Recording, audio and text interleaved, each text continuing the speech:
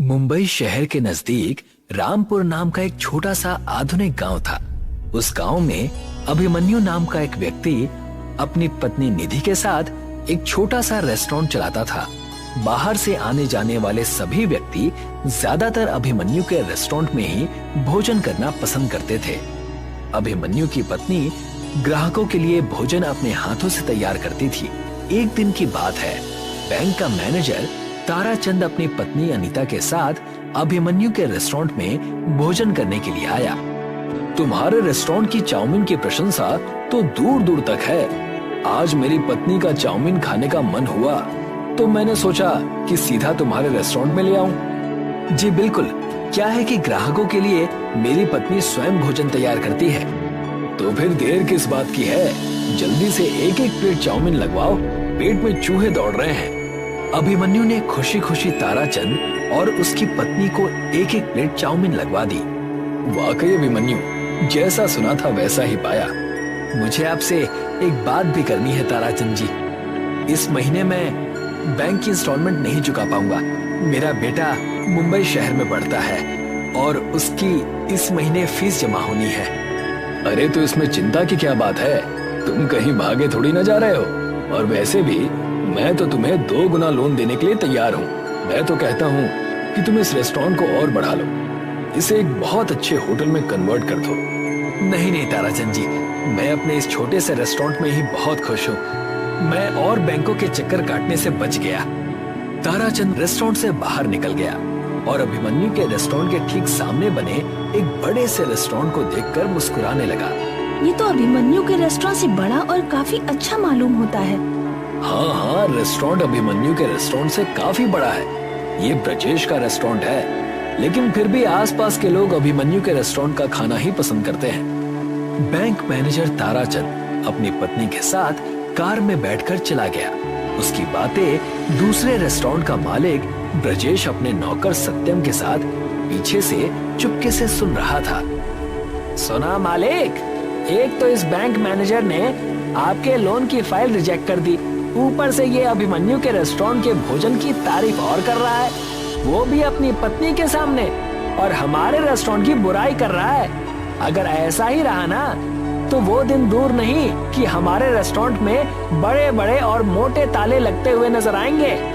तुमसे कितनी बार बोला है सत्यम कि अच्छा अच्छा बोला करो, वो दिन कभी नहीं आएगा। कैसे नहीं आएगा मालिक? देखिए ना, दिन ब दिन हमारे रेस्टोरेंट में ग्राहकों की संख्या कम होती जा रही है। ये बात तो तुम्हारे बिल्कुल सही है सत्यम, कि अभिमन्यु के रेस्टोरेंट की वजह से मुझे बहुत नुकसान उठाना पड़ रहा है। अभिमन्यु के रेस्टोरेंट में सारा भोजन उसकी पत्नी निधि तैयार करती है। आप भी अपने रेस्टोरेंट का भोजन अपनी पत्नी से तैयार क्यों नहीं करवाते? ये कैसी बातें कर रहे हो तुम? मेरी पत्नी को तो भोजन बनाना ही नहीं आता। पिछली बार तुमने खुद उसके हाथ के बने हुए आलू के पराठे खाए थे और अगले दिन तुम बीमार पड़ गए थे। इसमें तो कोई शक नहीं। चिंता मत करो सत्यम, मेरे दिमाग में एक योजना है। मुझे पता लगा है कि बैंक मैनेजर ताराचंद का ट्रांसफर कुछ ही दिनों में हो जाएगा और नया बैंक मैनेजर मेरा बहुत दूर का रिश्तेदार है। अभिमन्यु के रेस्टोरेंट में सारे पैसे बैंक के लगे हुए हैं और उसकी जमीन बैंक के पास गिरवी रखी हुई है। मैं अपनी खोपड़ी से ऐसा चक्कर चलाऊंगा कि अभिमन्यु सड़क पर आ जाएगा। अपने रेस्टोरेंट के अंदर जाकर बैठ गए। तभी वहां पर एक अजीब सा दिखने वाला व्यक्ति, जिसने बहुत गंदा कोट पहन रखा था, रेस्टोरेंट में आकर बैठ गया। मुझे बहुत जोरों की भूख लगी है, जल्दी से बर्गर, पिज्जा और एक ब्लैक कॉफी लेकर आओ। सत्यम उस व्यक्ति को देखकर बुरा सा मुंह बनाते हुए बोला, तुमने कितने गंदे कपड़े पहन रखे हैं। जिस कुर्सी पर तुम बैठे हो, जानते भी हो वो कुर्सी कितनी महंगी है। तुम्हारी वजह से ये कुर्सी भी गंदी हो गई। किस तरह के व्यक्ति हो तुम? तुम्हारे मालिक ने तुम्हें ग्राहकों का सम्मान करना नहीं सिखाया? तुम्हें पता नहीं ग्राहकों से किस तरह से बात की जाती है? हाँ, मुझे सिखाया है, मुझे सब पता है ग्राहकों से कैसे बात की जाती है। ग्राहक भी तुम्हारे जैसे गंदे कपड़े पहनकर इतने आलीशान और अच्छे रेस्टोरेंट में नहीं आते। बस बहुत हो गया, अब तुम मेरा अपमान कर रहे हो। देखो, तुम मुझे नहीं जानते मैं कौन हूँ, और हाँ, किसी भी व्यक्ति के कपड़ों से उसके व्यक्तित्व का अंदाजा नहीं लगाया जा सकता। कभी कभी आंखों के सामने नजर आने वाला सच भी सच नहीं होता। लगता है कोई पुरानी घिसी पिटी हिंदी पिक्चर देखकर आए हो तुम। तभी वहां पर ब्रिजेश आ गया। क्या हुआ सत्यम, क्या बहसबाजी हो रही है? देखिए ना मालिक, इस व्यक्ति ने कितने गंदे कपड़े पहन रखे हैं। इसके कोट की हालत देखिए, ऐसा लगता है जैसे कि सालों से कोट की धुलाई ही नहीं हुई है। ऊपर से ये व्यक्ति आपके ऊपर आरोप लगा रहा है। मेरे ऊपर आरोप लगा रहा है? मैं कुछ समझा नहीं। बोल रहा है कि तुम्हारे मालिक ने तुम्हें ग्राहकों से बात करने की तमीज नहीं सिखाई। हाँ तो क्या गलत बोल रहा हूँ मैं? तुम्हारा नौकर मेरा ऑर्डर लेने की बजाय मेरे कपड़ों को देख रहा है। इस रेस्टोरेंट में तुम्हारे जैसे गंदे दिखने वाले व्यक्ति नहीं आते। मेरे नौकर ने बिल्कुल सही कहा। मुझे भी शक है कि तुम्हारी जेब में पैसे होंगे या नहीं। तुम्हारी जगह यहाँ नहीं है, वो सामने वाले उस रेस्टोरेंट में है। जाओ, जाकर वहीं बैठो। ब्रिजेश की बात सुनकर वो व्यक्ति क्रोधित होकर उठकर खड़ा हो गया और सीधा अभिमन्यु के रेस्टोरेंट में जाकर बैठ गया। जी, क्या लेंगे आप?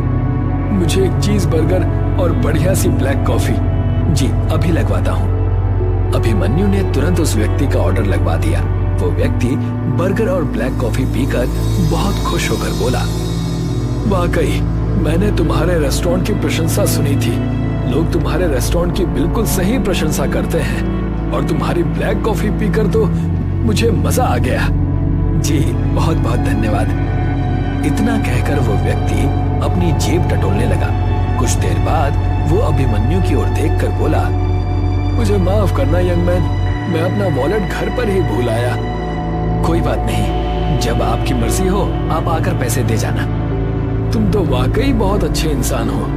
एक तुम हो और एक तुम्हारा पड़ोसी, जिसमें ग्राहकों से बात करने की तमीज भी नहीं है, और मैं तुम्हारे स्वभाव से बहुत प्रसन्न हूँ। इतना कहकर उस व्यक्ति ने एक छोटा सा चमकने वाला हीरा अभिमन्यु को पकड़ा दिया।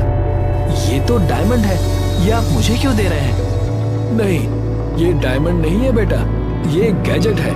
कुछ समय के बाद हो सकता है कि तुम्हें इसकी आवश्यकता पड़े।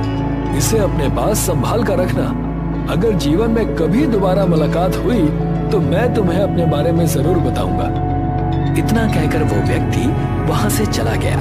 उसके जाते ही निधि अभिमन्यु से बोली, कौन था ये?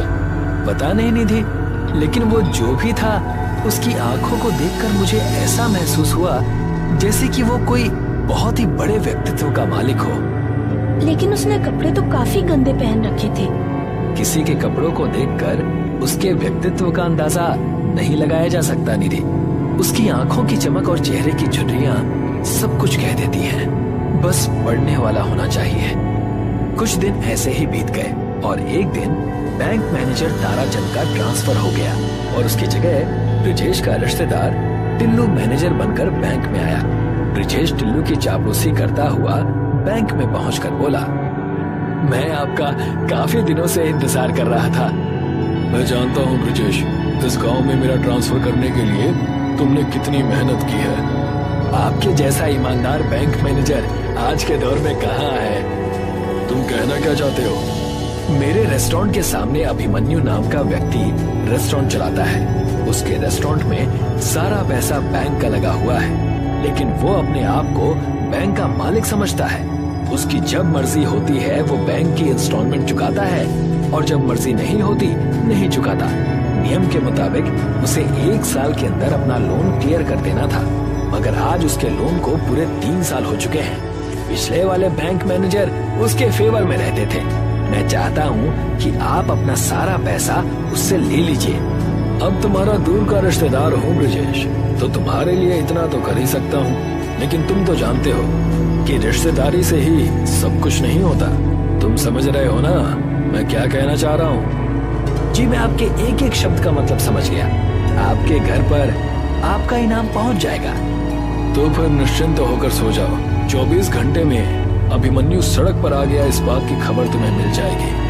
अगले दिन बैंक मैनेजर टिल्लू सारे पेपर लेकर अभिमन्यु के रेस्टोरेंट में पहुंच गया और बैंक के सारे पैसे एक साथ देने की बात करने लगा। मैं सारे पैसे एक साथ नहीं दे सकता, मुझे कुछ तो वक्त दीजिए। बैंक ने तुम्हें 1 साल का वक्त दिया था, लेकिन पिछले वाले मैनेजर साहब ने तो कभी भी ऐतराज नहीं जताया। वो पिछले वाले मैनेजर थे, मैं नया मैनेजर हूँ। तुम्हारे पास एक दिन का वक्त है। एक दिन के अंदर अंदर 25 लाख रुपए बैंक में जमा करा दो, नहीं तो तुम्हारे इस रेस्टोरेंट पर बैंक कब्जा कर लेगी। और याद रखना, मुझे इसका पूरा अधिकार है। इतना कहकर टिल्लू वहां से चला गया। अभिमन्यु बेचारा एक दिन में इतने पैसों का इंतजाम नहीं कर पाया। बैंक मैनेजर ने बड़ी चालाकी से अभिमन्यु का घर और रेस्टोरेंट कब्जा लिया और अभिमन्यु को घर से बाहर निकाल दिया। वो दोनों पति पत्नी 2 दिन से भूखे प्यासे थे कि तभी अभिमन्यु को अचानक कुछ याद आया। उसने अपनी कोट की जेब से वही हीरा निकाल लिया। ये तो वही हीरा है ना जो वो गंदा दिखने वाला व्यक्ति देकर गया था। सोच रहा हूँ इस हीरे को बाजार में बेच दूं। अचानक वो हीरा उसके हाथ से छूटकर जमीन पर गिर गया और चारों ओर रंग बिरंगे किरणें फैल गई। देखते ही देखते अभिमन्यु के सामने एक रेस्टोरेंट खड़ा था। ये कैसे संभव हो सकता है? क्या वो कोई जादूगर था? नहीं निधि, मुझे याद आ गया। उस व्यक्ति ने कहा था कि ये कोई हीरा नहीं बल्कि गैजेट है। ये तो एक अंदर से बहुत आलीशान रेस्टोरेंट लगता है। चलो अंदर चलकर देखते हैं। निधि और अभिमन्यु उस रेस्टोरेंट के अंदर घुस गए। उन्होंने देखा कि उस रेस्टोरेंट के अंदर वेटर के रूप में रोबोट काम कर रहे थे। मिस्टर, आपका स्वागत है रेस्टोरेंट के नए मालिक और आपका भी मिस। अभिमन्यु खुशी से चीखते हुए बोला, ये तो कमाल हो गया निधि। बोलिए मालिक, इस रेस्टोरेंट को कहाँ पर लेकर चलना है? क्या मतलब? इस रेस्टोरेंट को आप अपनी मर्जी से जहाँ चाहे ले जा सकते हैं। ये आपका हर आदेश मानेगा। मैं समझ गया, ये एक नई तकनीक से बना हुआ रेस्टोरेंट है। ये विज्ञान का चमत्कार है। मैं समझ गया, वो व्यक्ति बहुत बड़ा साइंटिस्ट था। उस दिन के बाद अभिमन्यु और उसकी पत्नी उसी चलने वाले रेस्टोरेंट में घर घर जाकर सेवा देने लगे। कुछ ही महीने में अभिमन्यु के चलने वाले रेस्टोरेंट का नाम पूरे गांव और आसपास के शहरों में प्रसिद्ध हो गया। अब किसी को भी कुछ भी खाने की जरूरत होती तो अभिमन्यु का रेस्टोरेंट चलकर उसके पास पहुंच जाता। अभिमन्यु ने कुछ ही महीने में बैंक की सारी रकम चुका दी। कुछ कीजिए मालिक, आपने तो उसे सड़क पर ला दिया था, मगर वो तो सड़क पर चलने वाला ही रेस्टोरेंट ले आया। मेरी भी कुछ समझ में नहीं आ रहा सत्यम कि ये चमत्कार हुआ कैसे। पहले तो मेरे रेस्टोरेंट में फिर भी 1-2 लोग आ जाते थे, अब तो उन्होंने भी आना बंद कर दिया है। कौन सी भूल में बैठे हैं मालिक? आपके रेस्टोरेंट में पिछले 2 महीने से कोई ग्राहक नहीं आया। मैं ही बैठा हुआ मक्खियां मार रहा हूँ। चिंता मत करो, मैं आज इस अभिमन्यु का किस्सा ही समाप्त कर दूंगा। आप क्या करेंगे मालिक? मैं उस रेस्टोरेंट को बम से उड़ा दूंगा। सुना है कि जिसको जरूरत होती है वो रेस्टोरेंट स्वयं वहां पहुंच जाता है। इस बार उस रेस्टोरेंट को तुम अपने घर के पास बुलाना, उसके बाद वहीं पर ये सारा खेल खत्म कर देंगे। ब्रिजेश के कहने पर सत्यम ने उस रेस्टोरेंट को अपने घर के पास बड़ी चालाकी से बुला लिया। ब्रिजेश और सत्यम चुपके से उस रेस्टोरेंट में घुस गए। ब्रिजेश के हाथों में एक बड़ा सा बम था, मगर अचानक रेस्टोरेंट में सायरन बजने लगे और एक रोबोट की सेना ने ब्रिजेश और सत्यम को घेर लिया। तुम्हारे हाथों में बम है, ये कैसे संभव है? तुम्हें कैसे पता चला? तभी वहां पर अभिमन्यु और निधि आ गए। मुझे तुमसे ऐसी ही उम्मीद थी ब्रिजेश कि तुम ऐसी ही गिरी हुई घटिया हरकत करोगे। अभिमन्यु ने इतना कहा ही था कि तभी वहां पर वही गंदा सा दिखने वाला व्यक्ति जो अब बहुत साफ सुथरे कपड़े पहना हुआ था, मुस्कुराता हुआ आया। मुझे देखकर तुम लोग इस तरह से हैरान मत हो। मेरा नाम प्रोफेसर हॉकिंस है। मैं एक बहुत बड़ा साइंटिस्ट हूँ। दरअसल इस चलने वाले रेस्टोरेंट को बनाने में मुझे काफी साल लग गए। उस दिन मैं इस प्रयोग में सफल हो गया था और खुशी के मारे मैं अभिमन्यु के रेस्टोरेंट में कुछ खाने के लिए आया था, मगर बाहर मैंने ब्रिजेश की और उसके नौकर की बातें चुपके से सुन ली थी। मैं समझ गया कि ये अभिमन्यु के लिए आने वाले फ्यूचर में कोई ना कोई मुसीबत खड़ी जरूर करेंगे। लेकिन तुम चिंता मत करो, ये अब तुम्हारा ही रहेगा। मैं इस जैसे और गैजेट्स बना लूंगा। पुलिस ने सत्यम और ब्रिजेश को अरेस्ट करके जेल भेज दिया। अभिमन्यु के पास आज भी वो चलने वाला रेस्टोरेंट मौजूद है। एक सदी की बात है जब अंग्रेजों का भारतवर्ष पर कहर फैला हुआ था। जो भी उनके खिलाफ बगावत करता वो उसे अपने बदबूदार जेल में डाल देते। आखिर कब तक इन अंग्रेजों की गुलामी हमें सहनी पड़ेगी? यहाँ रहते रहते 14 साल हो गए हैं। कुछ दिनों में हम बस यहाँ से छूट जाएंगे, लेकिन हम बाहर जाकर करेंगे क्या? मैं तो सबसे पहले अपने परिवार से जाकर मिलूंगा। मेरी बेटी बहुत बड़ी हो चुकी होगी। पिछले 14 साल से मैंने उसे देखा तक नहीं है। कमल और करिया अंग्रेजों के झूठे आरोपों की वजह से कैद हो गए थे। पूरे 14 साल जेल में बिताने के बाद आखिर उनके छूटने का दिन आ गया था। दोनों बहुत ही ज्यादा खुश थे। मैं उम्मीद करता हूँ कि तुम सबक सीख कर जाओगे और तुम भी उम्मीद करना कि हम दोबारा नहीं मिलेंगे। कमल और करिया जेल से छूटकर तुरंत अपने घर जाते हैं। दोनों एक ही गांव के निवासी थे। कमल अपने परिवार, अपनी बेटी विद्या से मिलने के लिए बड़ा ही खुश होता है और जैसे ही घर जाता है वहां जाकर देखता है कि वहां पर एक टूटी फूटी मकान है। सुषमा, पायल, कहाँ हो तुम दोनों? देखो मैं आ गया। कुछ देर आवाज लगाने पर भी वहां कोई नहीं आया। तब गांव के एक घुम्मड़ काका ने कमल से कहा, कौन हो तुम बेटा और किसे आवाज लगा रहे हो? अरे घुमक्कड़ काका, आप तो बूढ़े हो गए। मुझे पहचाना? मैं कमल, आज ही जेल से छूटा हूँ। अरे आओ आओ कमल बेटा आओ। तुम्हारी तबीयत कैसी है? वो सब छोड़िए, मुझे ये बताइए कि मेरी पत्नी और मेरी बेटी कहाँ हैं? मेरी आंखें उन्हें देखने के लिए तरस गई हैं। क्या बताऊं बेटा, तुम्हारे जेल जाने के बाद तुम्हारे घर का बुरा हाल था। सुषमा बेचारी लोगों के घरों में जाकर झाड़ू बर्तन करती थी और तुम्हारी बेटी पढ़ाई के लिए तरस रही है। भगवान ने मेरे परिवार का बहुत बुरा हाल किया है। मैं अब क्या करूं जिससे मेरा परिवार सही सलामत रहे? लेकिन ये दोनों हैं कहाँ?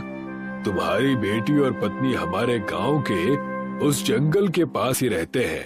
आजकल सुषमा वहाँ लकड़ियाँ काटकर अपना घर चला रही है। जाओ जाकर मिल लो। चाचा की बात सुनते ही कमल अपने परिवार से मिलने जंगल की तरफ चला गया और वहां जाकर अपने परिवार को बुरी स्थिति में देखकर उसके आंखों से आंसू बहने लगे। सुषमा, देखो मैं आ गया। चलो अब घर चलो। अब आए हैं आप, जब हमारा परिवार ही नहीं बचा? और क्या करेंगे उस घर में ले जाकर? वहाँ ना तो कुछ खाने को है और ना ही रहने के लिए कुछ बचा है। तुम उसकी चिंता मत करो और मेरे साथ चलो और पायल को भी साथ ले लो। नहीं पिताजी, मुझे तो आपको पिताजी कहने में भी शर्म आती है। सबने हमें ताने मार मार कर ये हालत कर दी हमारी। अब आप मुझसे तभी मिलने आना जब आप काबिल बनकर लौटना। कमल अपने परिवार को बिखरता हुआ देख चुका था। वो वहाँ से चुपचाप मायूस होकर चला जाता है और सारी बातें करिया को बताता है। मैं जानता हूँ दोस्त, हम देश के लिए जेल गए और देश आज हमारा ये हाल कर रहा है। क्यों ना हम नौकरी ढूंढे? कहीं ना कहीं कोई ना कोई छोटा मोटा काम हमें मिल ही जाएगा। कमल और करिया कई जगह काम मांगने जाते हैं, लेकिन उनके जेल जाने की वजह से उन्हें कहीं भी कोई काम नहीं मिलता। पूरा कस्बा गांव सब छान मार लिया, कहीं कोई काम नहीं है। चलो वहाँ देखें, वहाँ एक भोजनालय नजर आ रहा है। जाकर देखते हैं, कहीं वहाँ कुछ काम लायक मिल जाए। कमल और करिया वहाँ जाकर काम मांगने की कोशिश करते हैं। तब वहाँ की मालकिन उनसे कहती है, चले जाओ यहाँ से। तुम चोरों का क्या भरोसा? कहीं मेरे ही यहाँ कोई लूटपाट कर दी तो? चले जाओ यहाँ से। करिया और कमल वहाँ से भी निराश होकर चले जाते हैं। कई दिनों तक प्रयास करने के बाद भी उनके हाथ कुछ भी नहीं लगता। तब कमल कहता है, ये सब उस जेल की वजह से हुआ है। ना हम जेल जाते ना ये सब होता। तो चलो उसी जेल के पास। कमल और करिया उस जेल के पास जाते हैं जहां वो 14 साल से रह रहे थे और वहां जाकर उसी अंग्रेज जेलर से कहते हैं, तुमने हमें बेमतलब के 14 साल जेल में रखा, जिस वजह से ना तो हमारे पास काम है और ना ही खाना। और हमारा परिवार तो हमसे मिलने से भी डर रहा है। तुम जैसे 2 कौड़ी के कैदी फिर से इस जेल में आ गए, तो तुम क्या चाहते हो कि तुम्हें हम और क्या दें? आप हमें काम दीजिए और क्या, नहीं तो तुम्हारी खैर नहीं। मैं तंग आ गया हूँ तुम जैसों से मिल मिलकर। हमेशा तुम्हारे जैसे कैदी यहाँ आकर काम की भीख मांगते हैं। क्या कहा? हमारे जैसे और हैं? क्या तुम बता सकते हो कि वो कहाँ मिलेंगे? खुद जाकर देख लो, मैं तुम्हारा नौकर नहीं हूँ। कमल और करिया सारे बेरोजगार जेल कैदियों को ढूंढने लगे। देखते ही देखते कई सारे कैदियों को जमा करने के बाद कमल उनसे कहता है, हम सबके पास कुछ काम नहीं है, लेकिन अगर हम मिल के कुछ करें तो हमारे पास ढेर सारे काम आ जाएंगे। लेकिन कमल भाई, हम करेंगे भी क्या? ना तो हमें कुछ आता है और ना ही कुछ सामान है करने के लिए। बिल्कुल, हमें तो समाज ने भी ठुकरा दिया है। इन सब के बीच अब नया क्या करें? तुम सब बस खाना खाना जानते हो क्या? उसके अलावा कुछ भी नहीं? लानत है तुम सब पर। लेकिन ये खाना बनाना भी जानता है। खाने पीने से याद आया कि हम एक होटल खोल सकते हैं, जिसे हम सब लोगों को खाना खिलाकर पैसे कमा सकें। नहीं, ये सब नहीं करना, मैं इस चीज में नहीं हूँ। कमल भाई, हम कुछ राशन उधार लेकर अपना होटल खोल सकते हैं। हमें बस अच्छी जगह की तलाश है। जगह की चिंता मत करो, मेरे गांव का घर किस दिन काम आएगा। हम कल ही वहाँ पर जेल होटल खोलेंगे। सारे जेल के भाई बंधु उस होटल को चलाएंगे।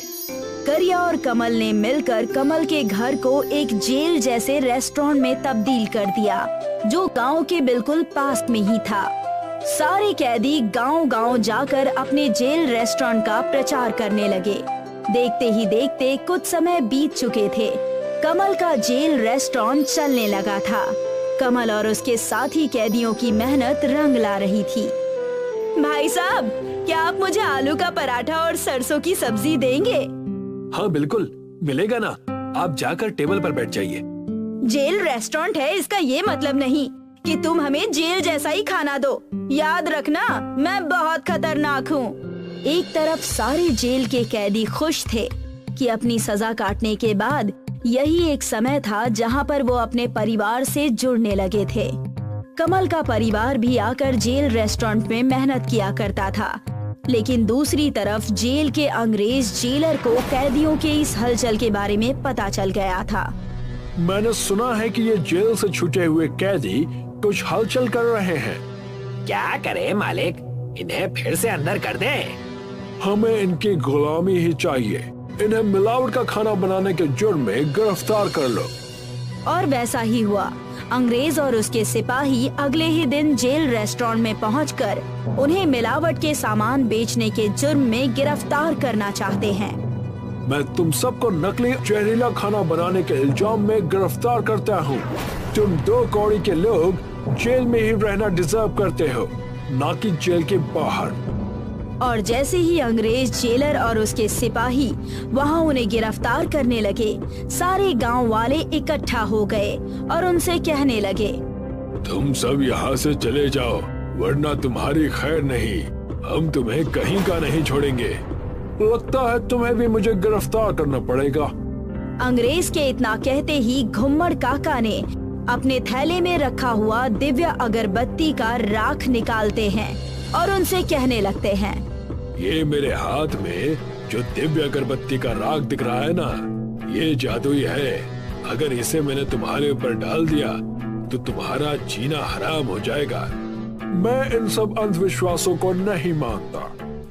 घुम्मड़ काका ने उनके ऊपर अगरबत्ती का राख डाल दिया, जिससे अंग्रेजों को दिखाई देना बंद हो गया।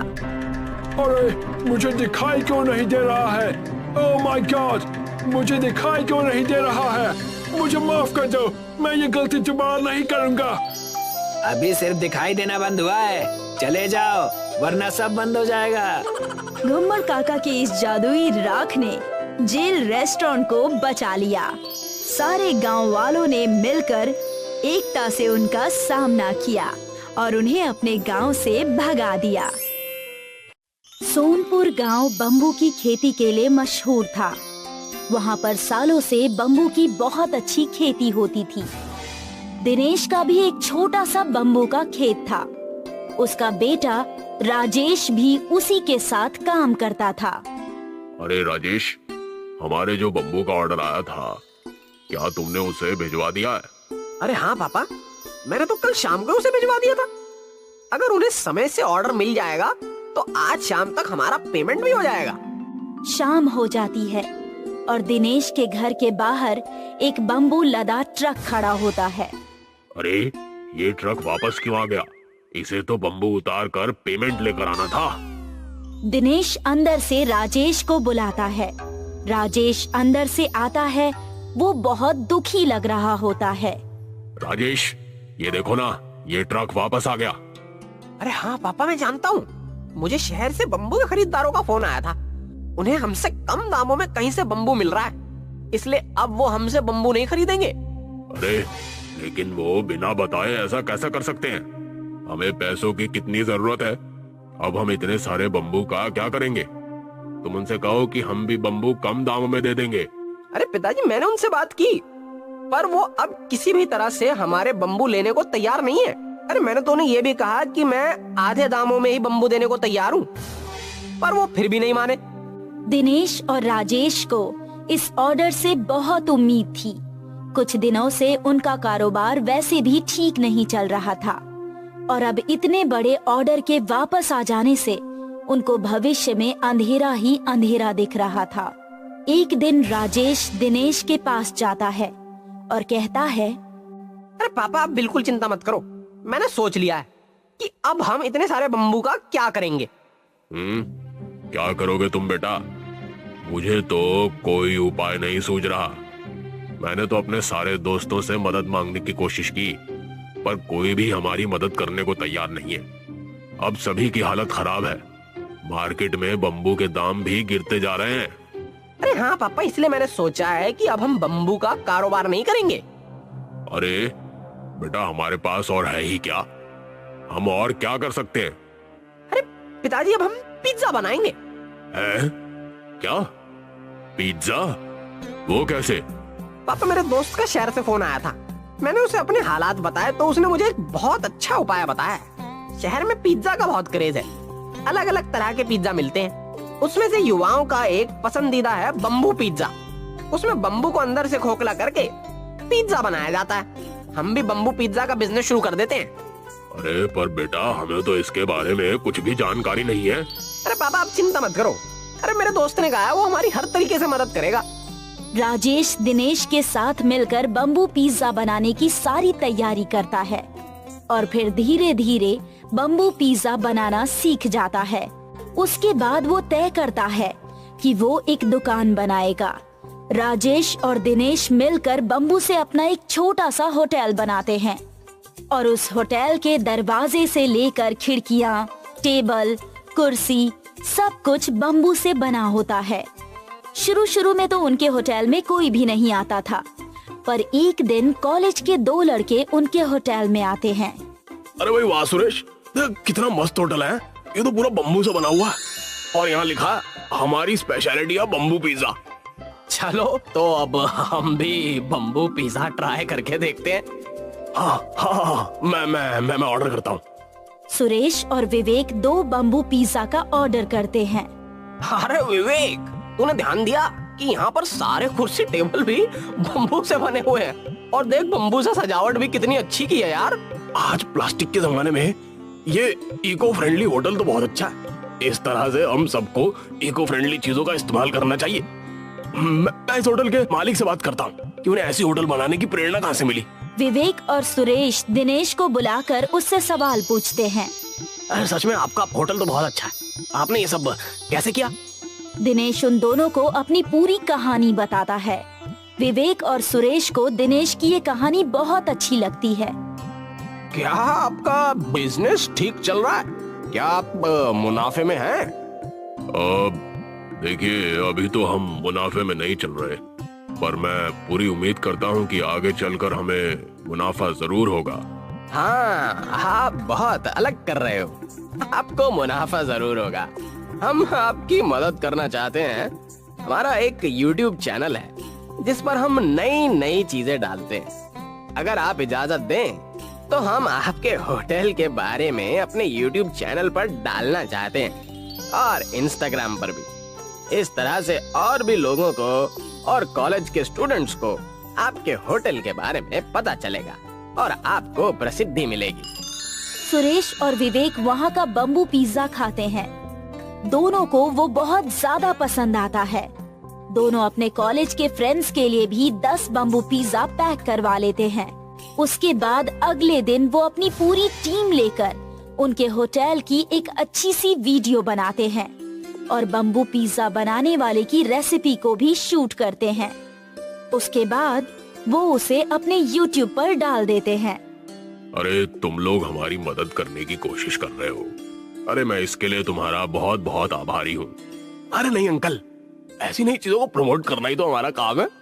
आज के जमाने में युवाओं को ऐसी इको फ्रेंडली और पर्यावरण के लिए हानि ना पहुंचाने वाली चीजों की बहुत जरूरत है। इन वीडियो से हमें जो भी फायदा होगा वो हम आपको दे देंगे। अरे विवेक, देखो बम्बू पिज्जा की रेसिपी पर तो एक ही घंटे में 1 लाख व्यूज आ गए भाई।